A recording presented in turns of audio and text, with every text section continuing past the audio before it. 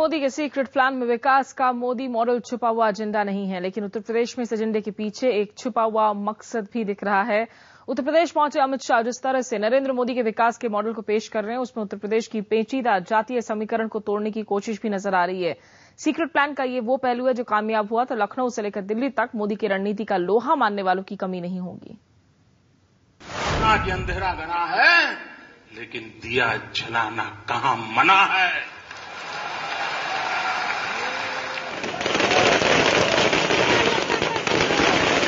नरेंद्र मोदी गुजरात ने उनके 13 साल के कार्यकाल में जबरदस्त तरक्की की। इस तरक्की के एवज में ही वो बीजेपी के लौह पुरुष से विकास पुरुष बन गए। जून के अंत में नरेंद्र मोदी प्रचार अभियान का आगाज करेंगे। इस दौरान वो पूरे देश का दौरा करेंगे, जिसमें गुजरात के विकास मॉडल का जबरदस्त प्रचार होगा। सूत्रों के मुताबिक मोदी के प्रचार अभियान की शुरुआत यूपी से हो सकती है। इस सिलसिले में यूपी को गुजरात के विकास के मॉडल का सपना दिखाने की जिम्मेदारी मोदी के खास सिपहसालार अमित शाह पर है।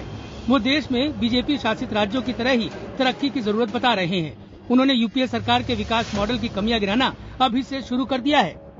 हर मोर्चे पे सरकार विफल है, शासन में कहीं व्यवस्था नहीं है, बाबूशाही बढ़ गई है, ग्रोथ रेट 5% के अंदर चला गया है और 5% भी एनडीए शासित राज्यों के कारण है।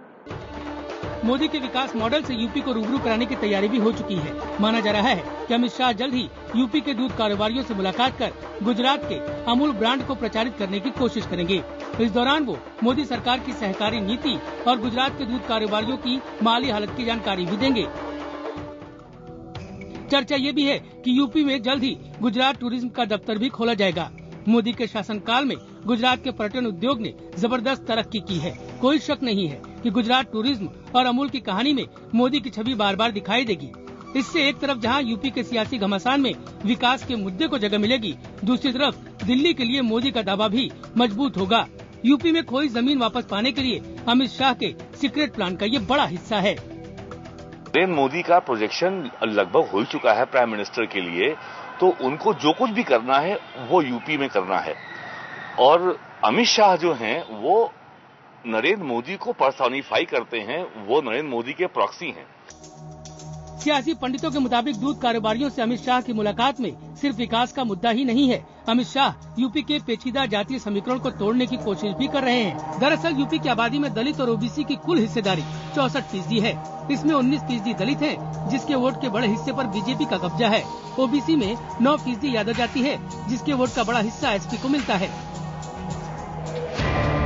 वोट के इसी समीकरण की वजह से दूध कारोबारियों से मुलाकात कर Amit Shah OBC vote bank में सेंध लगाना चाहते हैं। यूपी में दूध का कारोबार का बड़ा हिस्सा यादव, अहिर और ऐसी ओबीसी जातियों के पास है। 31 अक्टूबर से 26 जनवरी तक यूपी में किसानों से लोहा मांगने का अभियान भी चलाया जाएगा। इस लोहे से गुजरात में सरदार पटेल की विराट प्रतिमा तैयार होगी। माना जा रहा है कि यूपी में इस अभियान का मकसद कुर्मी वोटों को खींचना है। ओबीसी में यादवों और अहिर के बाद सबसे ज्यादा तादाद कुर्मी वोटरों की ही है। बीजेपी के लिए 2014 में अगर कुछ भी अच्छी खबर आ सकती है तो वो यूपी से ही आ सकती है। यूपी में 80 लोकसभा की सीटें हैं।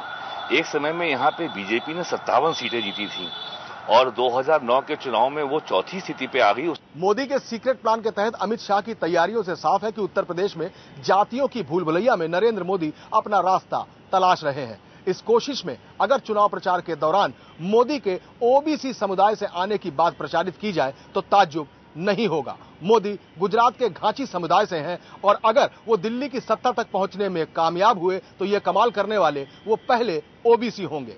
मनोज राजन त्रिपाठी, लखनऊ, IBN 7।